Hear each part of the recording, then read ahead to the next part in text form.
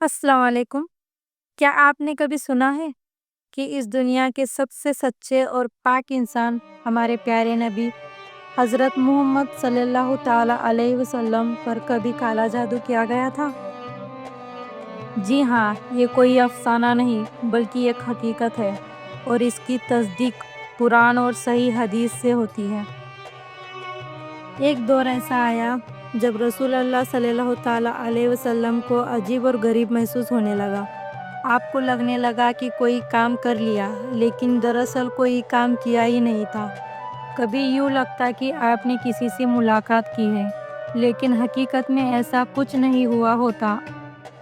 آپ کو تھکان، کمزوری، بے چینی محسوس ہوتی۔ صحابہ بھی حیران تھے، لیکن کوئی سمجھ نہیں پا رہا تھا کہ معاملہ کیا ہے۔ اسی حالات میں ایک دن حضرت جبرائیل علیہ السلام رسول اللہ صلی اللہ تعالی علیہ وسلم کے پاس آئے اور انہوں نے بتایا، اے محمد صلی اللہ تعالی علیہ وسلم، آپ پر کالا جادو کیا گیا ہے۔ یہ جادو لبید بن اعصم نام کے یہودی نے کیا ہے۔ اس نے آپ کے کچھ بال، ایک کنگھی اور کچھ دھاگے لیے اور ان میں گاٹھ باندھ کر انہیں بنی جروان نام کی جگہ کے کنویں میں چھپا دیا۔ رسول اللہ صلی اللہ تعالی علیہ وسلم نے اپنے کچھ صحابہ کرام کو اس کنویں کی طرف روانہ کیا۔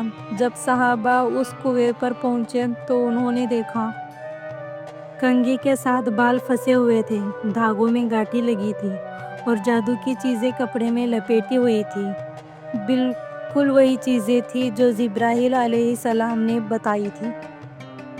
پھر اللہ تعالیٰ نے رسول صلی اللہ تعالی علیہ وسلم کی حفاظت کے لیے قرآن کی 2 سورتیں نازل کی، سورۃ الفلق، سورۃ الناس۔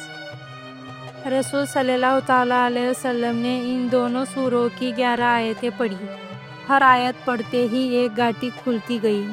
جب ساری گاٹھی کھل گئی، رسول صلی اللہ تعالی علیہ وسلم پر سے جادو کا سارا اثر ختم ہو گیا۔ سب سے بڑی بات یہ ہے کہ رسول اللہ صلی اللہ تعالی علیہ وسلم نے اس جادوگر سے بدلہ نہیں لیا۔ آپ نے صبر کیا اور معاف کر دیا۔ اس سے ہمیں یہ سبق ملتا ہے کہ برائی کے جواب میں بھی بھلائی سے کام لینا چاہیے۔ اس واقعے سے ہمیں کئی سبق ملتے ہیں۔ پہلا، جادو حقیقت ہے، لیکن اللہ کی مدد سب سے اوپر ہے۔ دوسرا، روحانی حفاظت بہت ضروری ہے۔ روز سورۃ فلق، سورۃ ناس اور آیت الکرسی پڑھنا چاہیے۔ تیسرا، گھر اور دل کو پاک رکھنا چاہیے۔ چوتھا اور سب سے اہم، برے وقت میں اللہ پر یقین رکھنا چاہیے۔ رسول صلی اللہ تعالی علیہ وسلم پر کالا جادو ہوا، لیکن اللہ کی رحمت